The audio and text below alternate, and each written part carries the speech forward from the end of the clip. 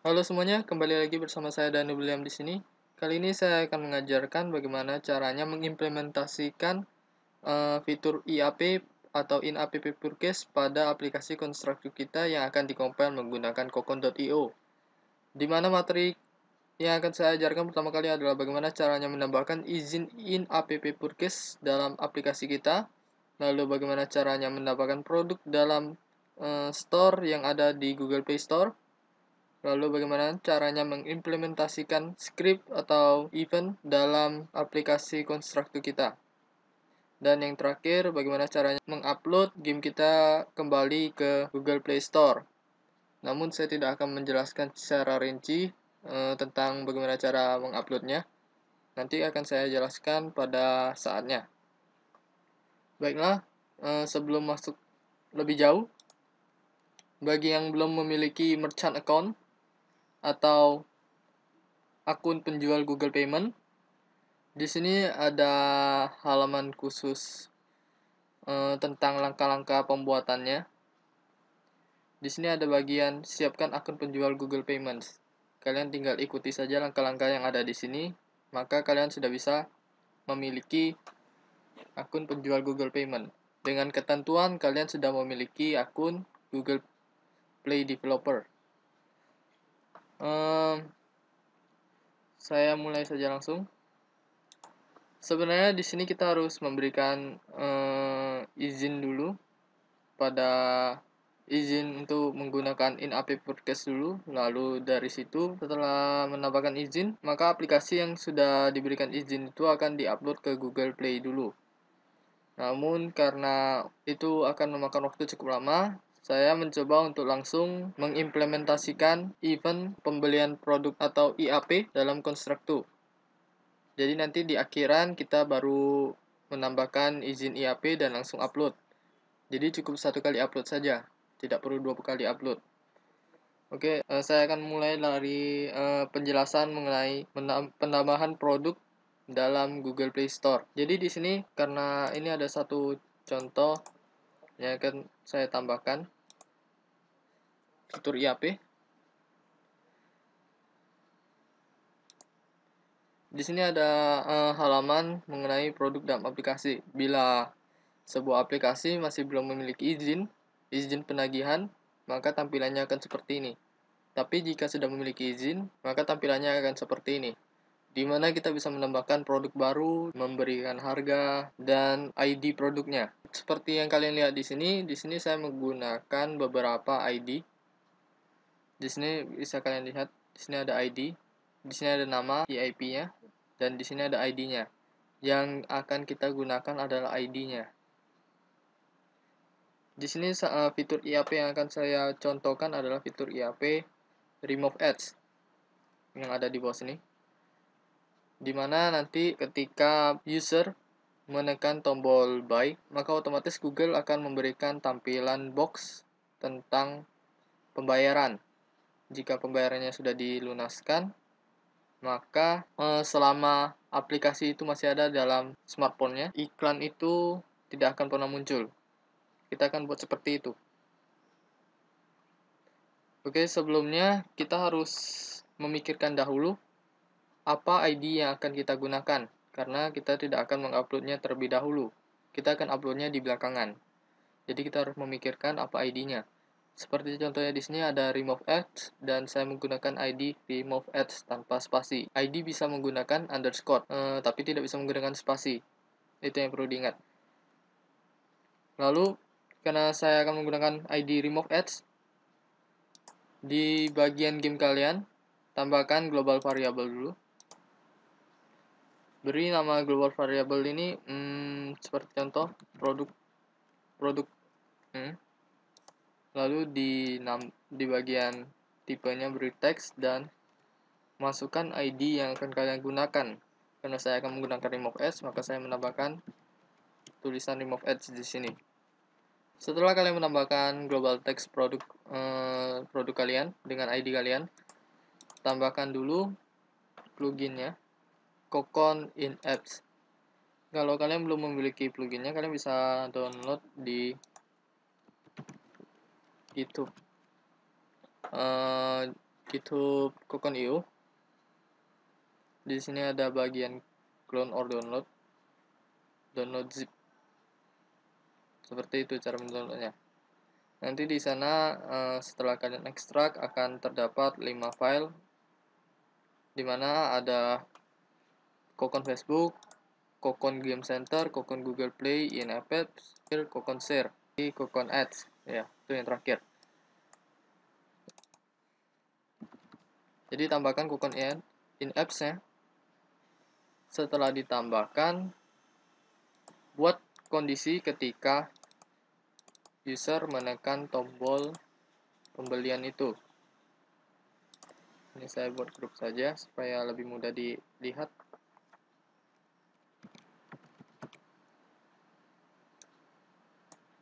Jadi ketika tombol itu ditekan, maka Cocoon in-apps akan membeli produk itu, purchase produk. Di sini masukkan produk ID. Produk ID yang kita masukkan global text yang tadi kita tambahkan. Kuantitinya 1. Jadi di sini Google Play sendiri ada dua fitur IAP yang berbeda. Yang pertama konsum IAP, konsum produk, dan yang kedua subscription. Yang saya tahu masih konsum produk. Jadi di sini bila kalian ingin kalian bisa menggunakan konsum produk ini untuk fitur pembelian koin, lalu fitur untuk penghilangan ads, dan mungkin bisa digunakan juga untuk fitur pembelian kostum atau pembukaan level, pembukaan gamenya secara penuh. Itu bisa kalian gunakan dalam konsum produk, karena konsum produk ini bisa digunakan berkali-kali. Dan bila menggunakan subscription, kalau nggak salah itu pembayarannya akan secara terus-menerus selama per bulan, kalau nggak salah per bulan. Tapi Cocoon.io sendiri masih belum bisa menggunakan subscription itu. Jadi masih hanya mensupport konsum produk. Oke. Selanjutnya setelah menambahkan produk ID-nya dan kuantitinya, klik down. Oh ya, di sini sebelum masuk ke ini sebenarnya kita harus mengecek dulu store-nya. Jadi masuk ke layout loading kalau kalian punya layout loading, kalau nggak punya di menu saja langsung, atau di layout khusus tempat store kalian tadi, halaman store. Jadi di sini pada on start layout berikan sub event Cocoon in-apps, lalu is store available. Jika halaman penjualan kamu tersedia di negara mereka, maka kita akan mengambil produk kita. Fetch products from store. Dimana tadi kita sudah menambahkan global variable text, jadi kita bisa langsung menggunakannya. Yang pasti bila kalian memiliki lebih dari satu produk, berikan tanda koma sebagai pemisahnya. Sebagai contohnya, bila saya memiliki 2 produk, maka panggil produk pertama sebagai contoh ini. Misalnya, lalu berikan tanda koma.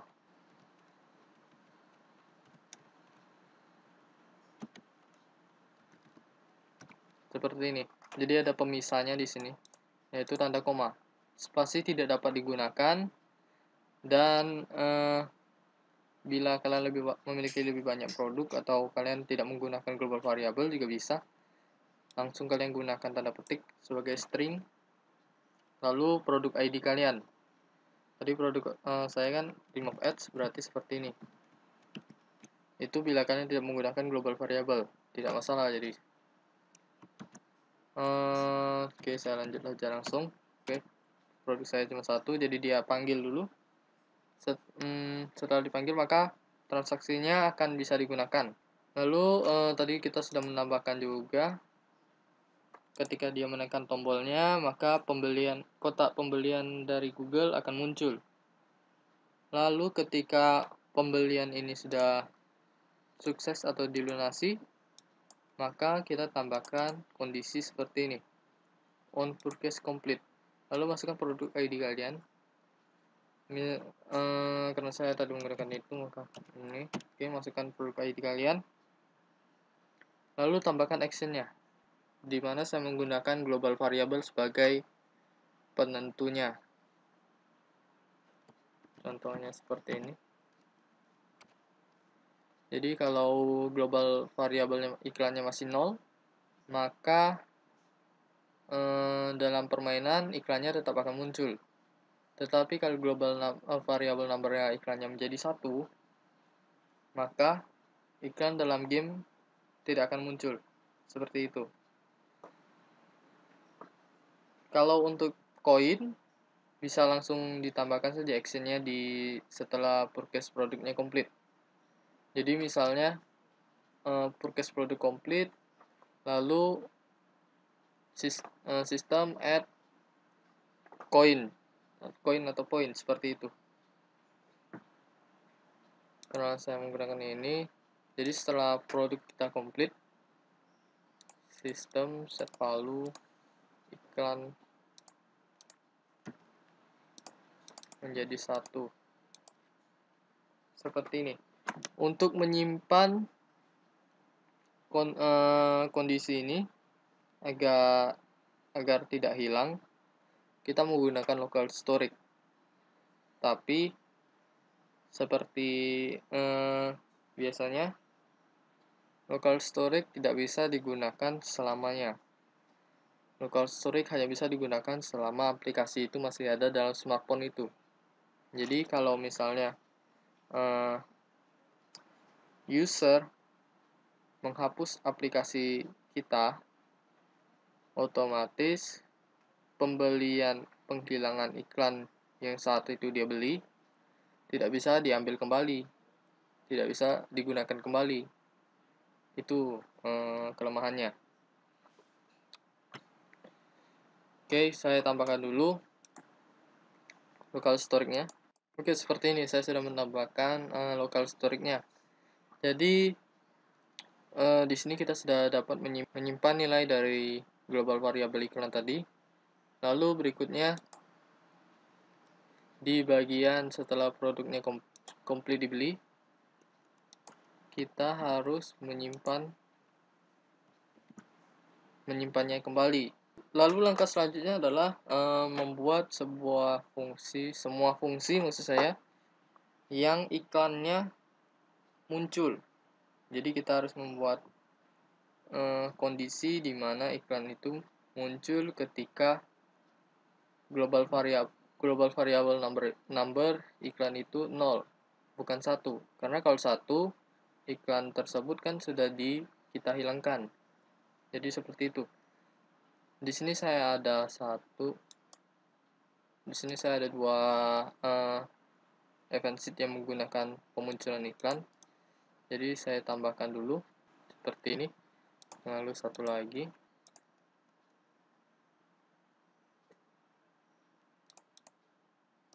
Dan ini yang terakhir. Jadi dia tidak akan muncul bila nilai pada global variable iklan itu bukan 0. Dia tidak akan muncul. Dia hanya muncul bila nilai itu 0. Seperti itu. Selanjutnya kita akan menuju ke Cocoon.io sendiri. Karena kita sudah selesai di sini. Lalu kita ekspor dulu.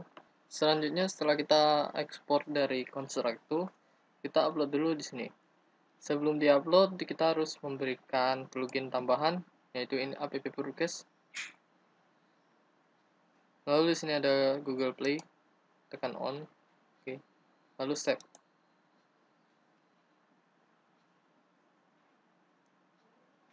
Jika sudah, kita bisa langsung mengupload dan compile langsung. Oke, setelah kita sudah mendownload file yang sudah kita compile tadi, selanjutnya kita menuju ke halaman aplikasi yang akan kita tambahkan IAP ini. Buka halaman aplikasi kamu, lalu di situ ada produk dalam aplikasi. Selanjutnya, di bagian sini ada unggah APK baru, tekan itu. Lalu upload aplikasi kamu di situ. Oke, setelah kita upload semuanya, lalu publikasikan langsung aplikasinya. Oke, setelah dipublikasi, buka halaman produk dalam aplikasi. Karena kita sudah menautkan izin pada file APK aplikasi kita, jadi sekarang kita sudah bisa menggunakan produk dalam aplikasi. Di sini ada tombol tambahkan produk baru, klik yang ini. Lalu kita pilih yang produk terkelola. Kalau langganan seperti yang saya tadi katakan, subscription. Sedangkan produk terkelola ini maksudnya adalah konsum produk. Oke, di sini ada ID produk. Yang tadi kita gunakan ID produk yang tadi kita gunakan, yang kita implementasikan tadi. Karena saya tadi menggunakan remove ads, berarti saya menggunakan ID produk remove ads. Lanjutkan. Lalu selanjutnya di sini ada judulnya. Tambahkan saja langsung judulnya. Misal poin berarti poin berapa gitu. Lalu deskripsi, masukkan deskripsinya juga.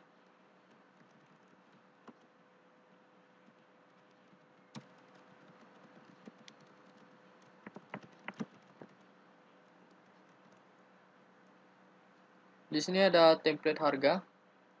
Kita bisa menentukan sendiri harganya berapa untuk setiap negara, atau kalau mau menggunakan harga default. Misal saya berikan 9.000, maka otomatis semua yang lain juga akan ditambahkan. Kalau sudah terapkan.